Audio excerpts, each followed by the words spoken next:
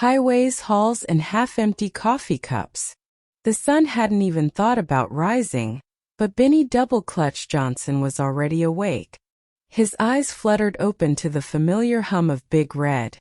His faithful Peterbilt, rolling down the blacktop somewhere between nowhere and the edge of the world. As the truck rumbled, Benny stretched his legs and adjusted his baseball cap. Red, worn and a little sweaty, and flicked the radio on. And in today's news, gas prices are up again. But hey, at least they've finally finished that bridge in New Jersey, so now you'll only get stuck for 3 hours instead of 6. Unless you're a trucker, in which case just plan for the whole day. The radio announcer said, his voice dripping with sarcasm. Benny smirked. He had learned to laugh at the absurdity of the news. Everything from Congress debating the most trivial matters to inflation eating away at his earnings seemed like a bad joke. But much like driving through a patch of fog, you just had to push through and keep moving. He grabbed the coffee cup from the cup holder, took a sip, and immediately regretted it. Cold. Again. Hell, Benny muttered to the empty cab. Even my coffee's got more mileage on it than I do. Just as he was about to reach for the heater to try and salvage the last remnants of his caffeine, the CB crackled to life. A familiar voice rang out. Breaker 19, Benny. You copy. Benny's eyes widened with recognition. It was his old buddy Duke, driving his Freightliner, who had a voice like gravel and the wit to match. Duke wasn't a fan of small talk. If you were lucky, you got a full sentence. If you weren't, you got an opinion. Yeah, I copy, Duke. What's going on? Benny replied, adjusting the mic as he turned his attention back to the road. Man, you wouldn't believe it. I just passed this fancy electric truck, looking all shiny like a new penny. It was zooming past me like it was about to break the sound barrier. I swear I almost had to wave goodbye to it, it was going so fast. Duke said, his tone dripping with sarcasm. Benny chuckled. Ain't that something? How long before it runs out of juice and you gotta tow it back to the nearest charging station? Huh.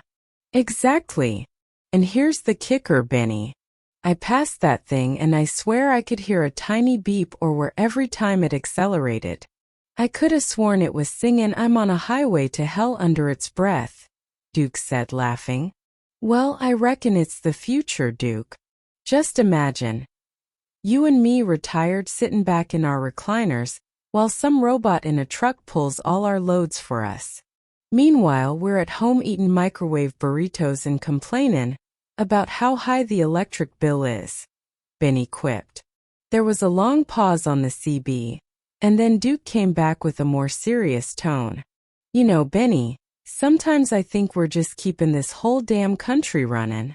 The politicians up in Washington, they don't understand. They think we're just a bunch of guys with a lot of trucks and a lot of miles. But hell, without us, their fancy buildings wouldn't have any food to eat or any new shiny gadgets to play with. Benny's grip tightened on the steering wheel. There was something about Duke's words that hit him square in the chest. He'd been driving for so long that sometimes he forgot what it felt like to be proud of the work. It wasn't glamorous, heck, it wasn't even glamorous when he tried to make it sound glamorous, but damn it, it mattered. He'd hauled everything from furniture to frozen chicken, and there wasn't a road in the U.S. he hadn't seen or driven. Yeah, Duke, Benny said slowly. We're the ones who make sure the wheels of this country keep turning. Even when the roads suck, the gas prices are sky high, and the rest of them are out there talking about their Green New Deals or whatever. We're still out here getting it done. Damn right, Benny. And don't forget about those toll roads. It's like they want to make a toll road for every mile we drive. And they still haven't fixed the damn potholes. Duke's voice crackled, his frustration clear. Benny leaned back in his seat, adjusting his worn leather gloves. He glanced at his rearview mirror and caught the faint reflection of the endless road stretching behind him. Every pothole, every roadblock, every extra charge, they were just part of the deal. But they didn't slow him down. In fact, Benny had learned a long time ago that life was just one big pothole after another. You had two choices. Avoid 'em or hit 'em head on and keep going. Hell, maybe that's what this country needs, Benny said, his voice contemplative. Not more politicians, not more electric trucks. Maybe what we need is more truckers. You know, folks who get up every day, put on their boots, and just get to work. We don't need no fancy degrees or political speeches. We just need to drive, haul, and get the job done. Duke snorted on the other end. Well, hell, Benny, that's a thought. Maybe we should run for president. I mean, it can't be much worse than the ones up there now. Benny chuckled, taking another sip of his coffee. Cold again, but whatever. Yeah, I can already see the campaign ads now. Vote for Benny and Duke. We'll keep America rolling, 1 mile at a time. Hell yeah, Duke exclaimed. And our slogan could be, we'll fix the roads, or at least stop talking about it. Benny laughed heartily, shaking his head. Now that's a campaign I could get behind. The conversation lulled for a moment, both of them lost in the rhythm of the road. Benny's eyes wandered to the horizon, where the sun was starting to rise in full force, painting the sky a fiery orange. As he drove on, he thought about the millions of other truckers doing the same thing right now. Some were hauling produce from California, others were transporting steel from Ohio, and some were stuck in a detour somewhere in the middle of nowhere. But they all shared the same road. And they all shared the same battle. Well, hell, Benny muttered to himself. At least we're not out here alone. Suddenly, Duke's voice crackled through again. Hey, Benny, you ever wonder how long we can keep this up? I mean, these trucks, they ain't getting any younger. And the roads sure aren't getting any smoother. Sometimes it feels like we're just one breakdown away from calling it quits. Benny sighed. He had thought about it too. The way things were going, gas prices up, taxes getting heavier, and those darn new regulations coming out of Washington. It made him wonder if the road was starting to feel more like a dead end. But then again, what was the alternative? You know, Duke, Benny said slowly, sometimes I think about hanging it up. But then I look at Big Red and I think, hell, this truck's been through a lot more than I have. If she can keep going, so can I. Duke laughed. You got that right. Hell, I bet your truck's got more character than half the politicians out there. Benny's lips curled into a smile. If Big Red could talk, she'd probably have more common sense than most of 'em. And she'd probably tell 'em to fix the damn roads too. Benny glanced at the fuel gauge. It was low but not dangerously so. He had enough to get to the next rest stop, assuming he didn't run into any of the usual delays. And delays were something Benny had become an expert at avoiding, or at least cursing under his breath about. You ever think we're gonna see the day when we're all driving those electric rigs?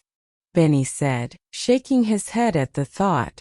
The idea of trucks whizzing down the highway without a loud roar of engines, without the familiar vibrations under his boots, seemed absurd. But then again, he'd been in this business long enough to know that the world didn't always make sense. It just kept spinning and you had to keep moving with it. Not if I can help it, Benny, Duke replied with a laugh. Hell, I can barely get this old Freightliner to start in the winter, let alone trust it to be run by some battery. Benny could practically hear the grin in Duke's voice. It wasn't just a joke, it was a statement of defiance, a reminder of what it meant to be a trucker. It wasn't about fancy tech or gadgets, it was about grit. It was about rolling up your sleeves, getting the job done, and laughing in the face of every obstacle that stood in your way. Damn straight, Benny said, tapping the steering wheel.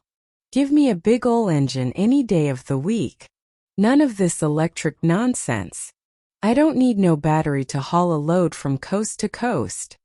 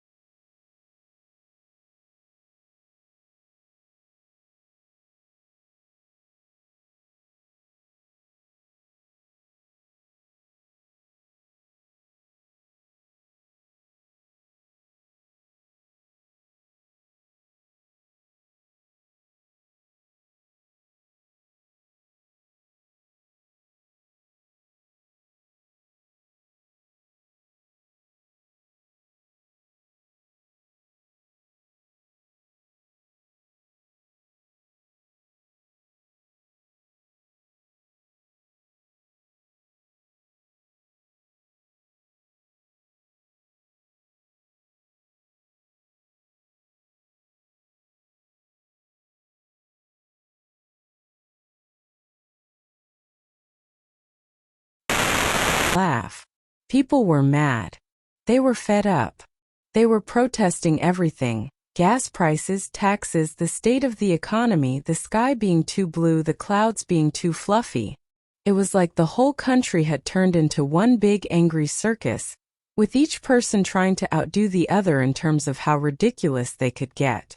And as Jeb rolled through the quiet backroads, Big Blue humming beneath him, he realized that maybe that was the one thing that hadn't changed. The world might be crazy, the government might be a circus, and the world might be full of angry protests and ridiculous regulations, but one thing was for sure: the road was still there waiting for him. And as long as that was true, he'd keep driving.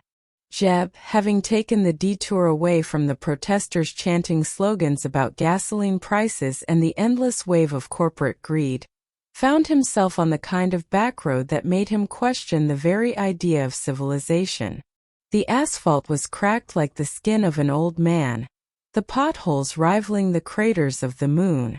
The sun beat down relentlessly, making the air thick with humidity, as if the atmosphere itself was trying to sweat him out of existence. "Damn, this road's got more holes than a politician's promises," Jeb muttered to himself, swerving Big Blue around a particularly nasty crater. The Freightliner groaned, a sound that was more familiar than comforting. This truck had been with him through thick and thin, through breakups, through bad decisions, and through the collapse of the American middle class. His mind kept